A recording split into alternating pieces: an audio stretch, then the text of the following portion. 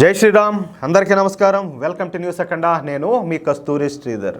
నిజానికి మన భారతదేశంలో టాలెంట్కు కొదవేలే. అసలు మన దేశంలో ఉన్నంత టాలెంటు మరి ఏ దేశంలోనూ ఉన్నదంటే అందులో ఆశ్చర్యమే లే. అయితే దానిని ఉపయోగించుకోవడంలోనే మనం అశ్రద్ధ చూపడం మూలంగా ఇన్నాళ్ళు వెనకబడుతూ వచ్చినాం.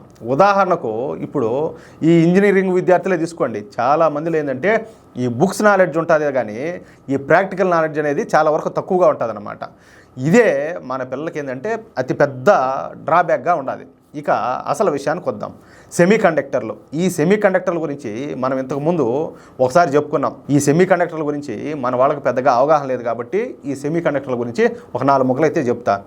ఈ ప్రపంచంలో ఈ ముడి చమురు అలాగే ఆయుధాల వ్యాపారాల తర్వాత అతి పెద్ద మార్కెట్ ఈ సెమీ కండక్టర్ల మార్కెటే. ప్రస్తుతం ఈ సెమీ కండక్టర్ల మార్కెట్ $500 బిలియన్ ఉన్నది. అంటే మన డబ్బుతో అంటే మన ఇండియన్ కరెన్సీలో దాదాపుగా 41 లక్షల కోట్లు అనమాట. మనం ఉపయోగించే ఈ ఫ్రిడ్జ్లు కావచ్చు, సెల్ ఫోన్లు కావచ్చు, ల్యాప్టాప్లు, పర్సనల్ కంప్యూటర్లు, కార్లు, బైక్లు, వాషింగ్ మిషన్లు, ఇలా దాదాపుగా ప్రతి ఎలక్ట్రానిక్ వస్తువుల్లోనూ కీలకమైన ఈ సెమీ కండక్టర్ డివైజ్ని అయితే ఉపయోగిస్తారనమాట. అంటే దాదాపుగా ప్రతి ఎలక్ట్రానిక్ వస్తువులు ఈ సెమీ కండక్టర్ చిప్పులు అనేటివి గుండెకాయ లాంటివి. అంటే ఇప్పుడు మనిషికి ఎట్ట గుండెకాయ ఎట్టనో ఆ మాదిరిగా ఇప్పుడు ల్యాప్టాప్ తీసుకోండి, ఇందాక నేను అన్నట్టు ఈ ఎలక్ట్రానిక్ ఐటమ్స్ అన్నింటికి కూడా ఈ సెమీ కండక్టర్ చిప్ అనేది గుండెకాయ లాంటిదనమాట. అలాంటి సెమీ కండక్టర్ చిప్స్ తయారీ పరిశ్రమలో మన వాటా ఎంత అయ్యా అంటే గుండుసున్నా 0.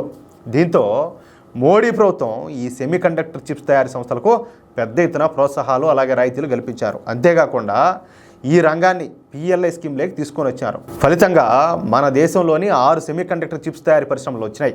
అయితే మన దేశానికి ఇవి సరిపోవు. ఎందుకంటే 2030 నాటికి మన దేశానికే $100 బిలియన్ విలువైనటువంటి ఈ సెమీ కండక్టర్ చిప్స్ అవసరం అవుతాయన్నమాట. అంటే 2030 నాటికి ఒక్క భారతదేశానికే 8.3 లక్షల కోట్ల విలువైనటువంటి ఈ సెమీ కండక్టర్లు అవసరం అవుతాయి.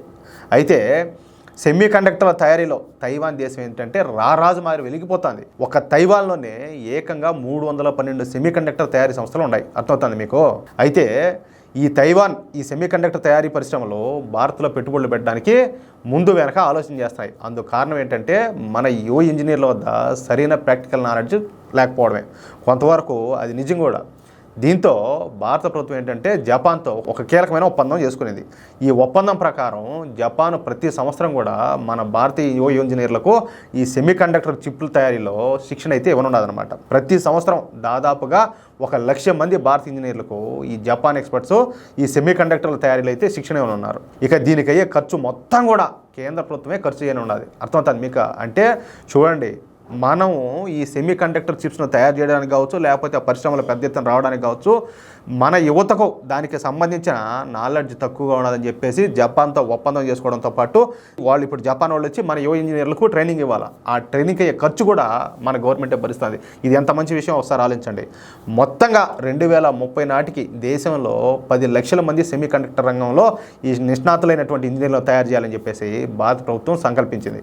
బహుశా ఈ శిక్షణ వచ్చే సంవత్సరం నుంచి ఈ ప్రారంభమయ్యే అవకాశం ఉన్నది. ఒక్కసారి ఈ శిక్షణ ప్రారంభమైతే ఇక భారతదేశానికి ఈ సెమీ కండక్టర్ సంస్థలు క్యూ కడతాయి. అందుకే ముందు చూపుతో కేంద్ర ప్రభుత్వం మన ఇంజనీర్లకు జపాన్ సాయంతో ఈ సెమీ కండక్టర్ల శిక్షణ ఇవ్వనుండడం అయితే ఇక్కడ విశేషం అనమాట. అది ఆ విషయమా. దీన్ని బట్టి మీరు అర్థం చేసుకోండి నరేంద్ర మోడీ గారు ఎంత బాగా ముందు చూపుతూ ఆయన పనిచేస్తా ఉన్నారో ఈ న్యూసే ఒక ఉదాహరణ. ఈ వీడియోపై మీ యొక్క అమూల్యమైన అభిప్రాయాలను దయచేసి ప్రతి ఒక్కరు కూడా ఖచ్చితంగా కామెంట్ రూపంలో తెలియజేయాలని చెప్పి ఆశిస్తూ, అలాగే ఈ వీడియో నచ్చితే దయచేసి లైక్ చేయండి, 10 మందికి తప్పనిసరిగా షేర్ చేయండి. అలాగే ఇంతవరకు మన న్యూస్ అఖండ ఛానల్ మీరు కనుక సబ్స్క్రైబ్ చేసుకోకపోతే దయచేసి ప్రతి ఒక్కరు కూడా మన న్యూస్ అఖండ ఛానల్ సబ్స్క్రైబ్ చేసుకోండి. ప్లీజ్ సపోర్ట్ చేయండి. జై శ్రీరామ్.